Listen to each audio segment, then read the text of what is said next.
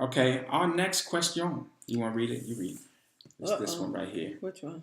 That one. This one? Yes. Let me just. Can I? I No, can't you make can't. that bigger. You can't. You need your glasses. Nope. They're right there. Your Look, glasses are right there. I can read it. I can do it. I can do it. Your glasses are right there. It's okay. Go ahead. How long should you date someone before he decides to buy the proverbial cow? Proverbial. Proverbial? You need your glasses. Nope, it's almost over. Proverbial cow. And when it is time to tell him to piss or get off the pot. Do you understand that? Explain it. So they mean how long? How long should you date someone before he decides to marry you? Okay. And when is the time for you to tell him to either marry me or let's break up? Oh. I'm glad you should have read that because you needed to interpret.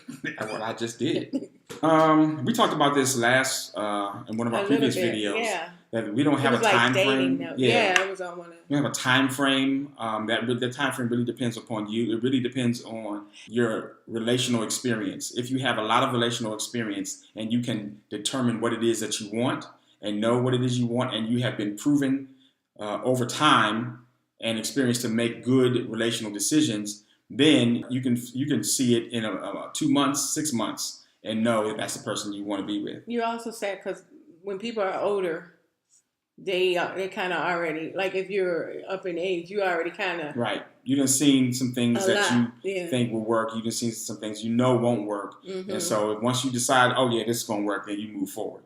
But if you're young and you don't have a lot of relational experience, any serious committed relational experience, then your judgment has not been proven. I'm not saying you got poor judgment, but one of the things that determines whether you make good decisions is the outcomes of those decisions and the benefit that it has on your life.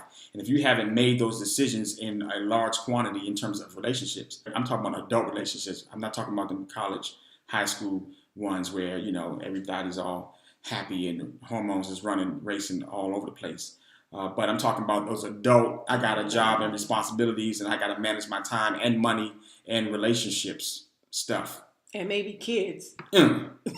Exactly. So those relationships, if you don't have a lot of experience in those relationships, then you need to slow your roll. You need to get advisors, your parents, mentors, people who are married, friends that are married, and stuff like that in order to make a determination. Well, how long should they wait if they are older and have responsibility and somebody might have a child and you don't and everybody's grown, well grown? Okay, if you're a woman, because it differs for men and women. Okay. And this is a woman speaking apparently. If you're a woman, and I'll answer your question. If you're a woman and you have, and you've been dating for a period of time that you think is enough for him to make a decision to determine if he wants to be with you, to marry you or not, then as soon as you start feeling that, you need to start asking him questions about what his future plans are. Where does he see this relationship moving forward? Where does he see this relationship going in the future, and how long? Because ain't nobody getting younger. And depending upon his answer, then I don't want to say you give him an ultimatum like if you better ask me by 6 months and then I'm gone. Because from a man's point of view, he feels like in order for me to feel comfortable enough to ask you to marry me and take on the responsibilities of a wife, then I have to be mentally and emotionally and financially at a certain place. And if I don't believe that I am at that place yet, then I'm going to delay as long as I can. What if he's been married and you haven't been married? And what if you kind of probably think that he would like to marry you? If he's been married and you have not been married, yes, then he's scared of failing again. Mm-hmm. He's afraid that the mistakes and the judgment that he made previously, he might make that same mistake again. Not in terms of what you have, what he's doing with you right now, but he knows the life cycle of marriage. He knows when we were happy, and then when things turned bad, and then now it got real bad and we divorced, and then the after effects of divorce. He knows that whole life cycle. And so he knows that you are on the up. you're on the upside of the life cycle. So he's looking at himself and how he can mentally figure out or mentally handle the downside of it.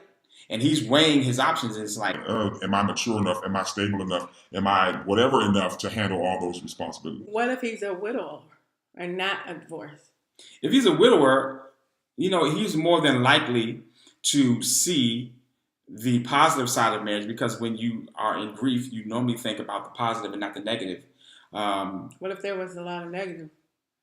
Dang, you just keep coming with the whole hypothetical jumps. Okay, If you are a widower and you normally tend to think about the positive side, because if you're grieving and then you want to get back to that positive side, just like when you break up in a relationship and you with somebody who was horrible for you, after a while you'll just only start thinking about the positive things. But then you think back, oh no, he was crazy. You have to talk to him and be like, now I remember. But to your other point, if the experience was bad, and he's a widower, right, and he's a widower, then he's thinking about the bad side of it, and his antenna is up, looking for signs and cues, phrases and statements, attitudes, emotions, eyebrow raises, whatever he's looking for that resembles what he went through and what he used to experience. It's almost like he's trying to make sure he doesn't see what he used to see in that relationship. And he's going to wait as long as he can until he's sure that he hasn't seen it, or if he saw it, that you fix it. I'm not saying he doesn't have any responsibility in helping you fix it. That's what he's looking at. That's the man's side.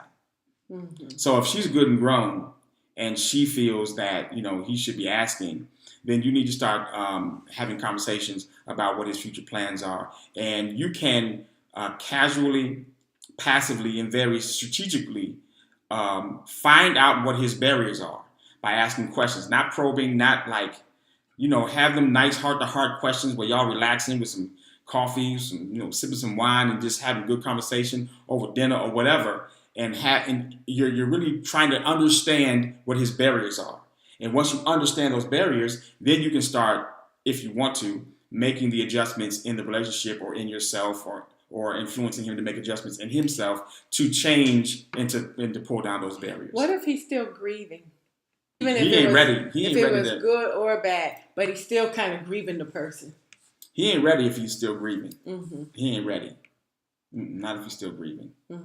Yeah, so to piss or get off the pot, that's up to you, and it's based upon what you find out from him about his barriers. You have to do some research. You have to get some intel first. You have to find out what his barriers are, and then based upon that, you can determine if these things are ever going to change, or how long are they going to change, or how much work you have to go through to make them change, and then decide to move on, or stick it out if he's good enough, if he makes you feel good enough to do it. And remember, when you're finding out these barriers, put it in the type of question format where it's not in like interrogation, right? Because you're just getting information for yourself, really.